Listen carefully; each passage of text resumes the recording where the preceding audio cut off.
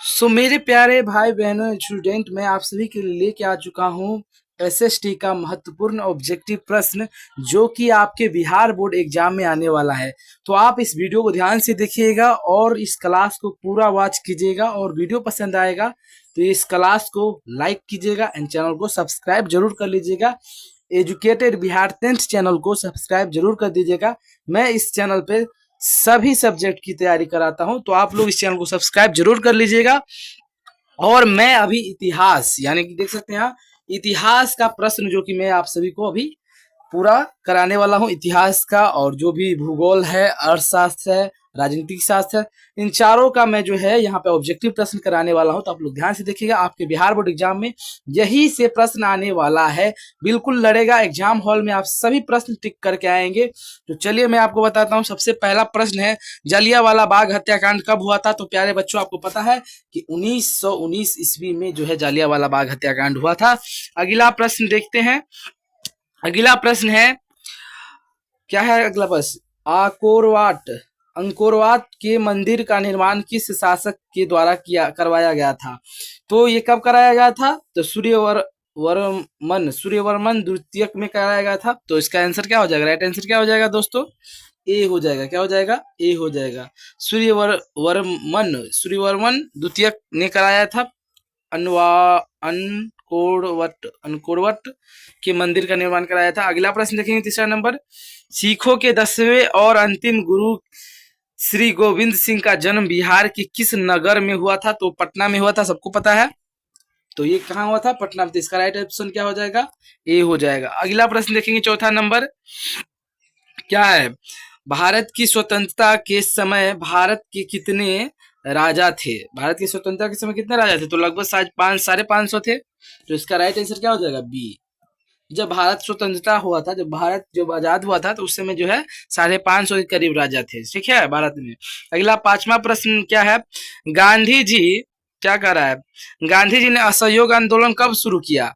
तो गांधी जी असहयोग आंदोलन कब शुरू किया? इतिहास में आप लोग पढ़े हुएगा, 1920 ईस्वी में किए थे। अगला प्रश्न जो कि भूगोल से सारा प्रश्न है, 5 प्रश्न। तो देखिए भूगोल का प्रश्न। तो सबसे पहले क्या कहा गया है कि निम्नलिखित नदियों में से किस नदी बिहार का शोक कहा जाता है? सब बिहार का शोक किसे कहा जाता है? तो कोसी नदी को कहा जाता है। तो इसका राइट ऑप्शन क्या हो जाएगा? बी हो जाएगा। अगला प्रश्न देखेंगे, 7वां नंबर प्रश्न। बिहार की राजधानी क्या है? तो पटना है। सब बच्चों को पता है कि पटना है। ठीक है। अगला प्रश्न देखेंगे, बिहार की सबसे लंबी नदी कौन सी है? तो सबसे लंबी नदी क्या है? गंगा। गंगा जो कि सबसे लंबी नदी है, सबको पता है ये बात। अगला प्रश्न, बिहार का सबसे बड़ा शहर कौन सा है? तो बिहार का सबसे बड़ा शहर कहा जाता है पटना को। ठीक है, तो ये बात ध्यान रखिएगा। अगला प्रश्न है बिहार की सबसे ऊंची चोटी कौन सी है? तो गोरखनाथ की है। तो सबको पता है गोरखनाथ की है। तो ये याद रखिएगा, और ये बच्चों एक बार देख लीजिएगा इसको भी। उसके बाद अगला प्रश्न जो कि राजनीतिक शास्त्र से है। ठीक है। 11वां प्रश्न है, लोकतंत्र में सत्ता की साझेदारी को क्या कहते हैं? तो कई दलों का शासन। क्या कहते हैं? कई दलों का शासन। तो ये ऑप्शन में देखिए क्या है? कई दलों का शासन, यानी कि ऑप्शन नंबर बी इसका आंसर राइट आंसर हो जाएगा। 12वां नंबर प्रश्न है, अंतरराष्ट्रीय महिला दिवस किस तिथि को मनाया जाता है? तो ये कब मनाया जाता है दोस्तों? 8 मार्च को बनाया जाता है। कब बनाया जाता है बच्चों? 8 मार्च को। अगला प्रश्न देखेंगे। अगला प्रश्न है, भारत के पहले राष्ट्रपति कौन थे?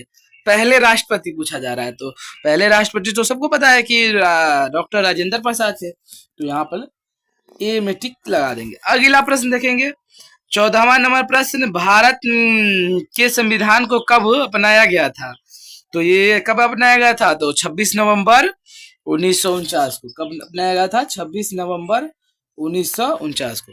अगला प्रश्न देखेंगे, भारत में कुल कितने राज्य है? तो सब बच्चों को पता है कि 28 राज्य है अपने भारत में। ठीक है। अगला प्रश्न देखेंगे, अर्थशास्त्र से लिया गया है। अर्थव्यवस्था क्या है? अर्थव्यवस्था क्या है? उत्पादन और वितरण की प्रणाली है। उत्पादन और वितरण की प्रणाली है। तो इसका आंसर क्या हो जाएगा? राइट आंसर ए आंसर हो जाएगा। अगला प्रश्न, मुद्रा क्या है?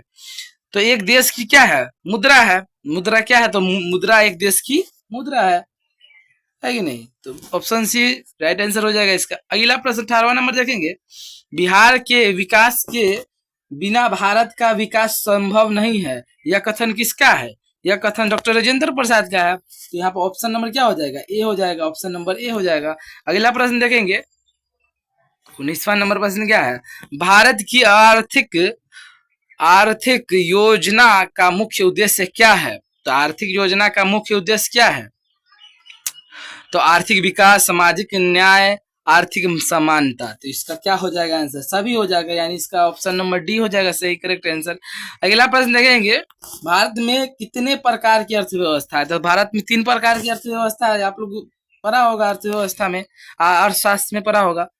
तो देख सकते हैं दोस्तों, इसके नीचे में देख सकते हैं, यहाँ पे आपको राइट आंसर दिख रहा होगा। इसके यहाँ पे देख सकते हैं, मैं तो बोलूंगा, मैं तो बताऊंगा कि कौन सा राइट आंसर है, लेकिन यहाँ पे देख सकते हैं नीचे में आपको दिख रहा होगा, टिक करके टिक वाला ऑप्शन पे दिख रहा होगा कि कौन सा सही ऑप्शन है। अगर इसका आप पीडीएफ चाहते हैं तो आप मेरे चैनल को सब्सक्राइब कर लीजिएगा, मैं और व्हाट्सएप ग्रुप में जुड़ जाइएगा। मैं कमेंट कीजिएगा तो मैं व्हाट्सएप ग्रुप बना दूंगा, उसी में ये पीडीएफ सर मैं डाल दूंगा, ठीक है। अगला प्रश्न देखिए, 21 नंबर प्रश्न देखिएगा। 21 नंबर का प्रश्न है कि भारत की सबसे बड़ी अर्थव्यवस्था कौन सी है? तो कृषि, उद्योग, सेवा, यानी कृषि है कि उद्योग है या सेवा? तो सबसे बड़ा जो होता है बड़ी अर्थव्यवस्था वो सेवा है।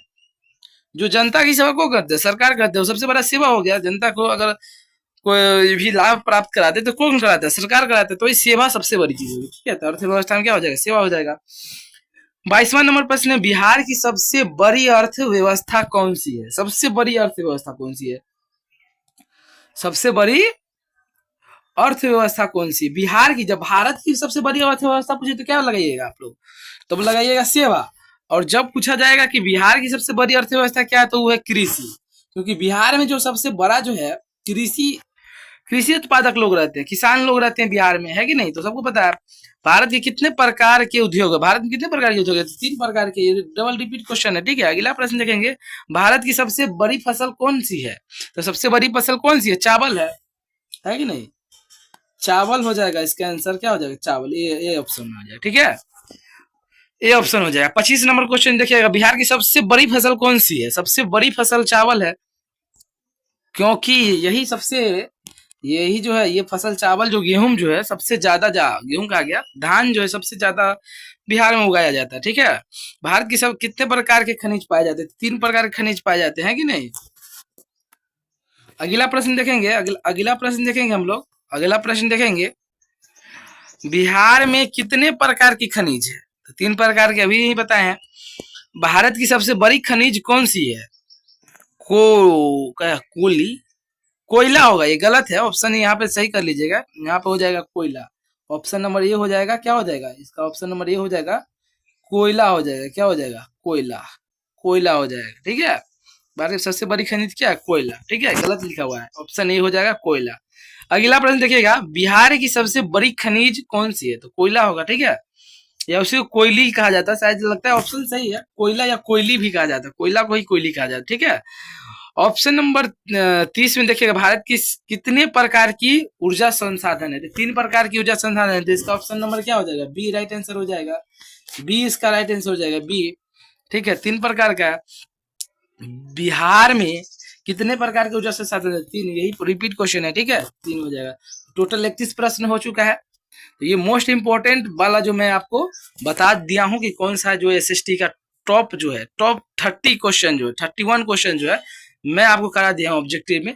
इस क्वेश्चन को एक बार देख लीजिए, इसका मैं पीडीएफ भी बना दूंगा। आप लोग कमेंट करेंगे तो व्हाट्सएप बना करके मैं पीडीएफ डाल दूंगा, व्हाट्सएप चैनल बनाऊंगा। तो आप लोग जल्दी से जल्दी क्या कीजिए, इस वीडियो को एक बार फिर से देख लीजिए, ना समझ में आया हो, ताकि आपको रिवीजन हो जाए और आपके एग्जाम हॉल में एक भी ऑब्जेक्टिव नहीं छूटेगा अगर आप यहाँ से कंप्लीट करके जाते हैं। तो मिलते हैं नेक्स्ट वीडियो में, ठीक है।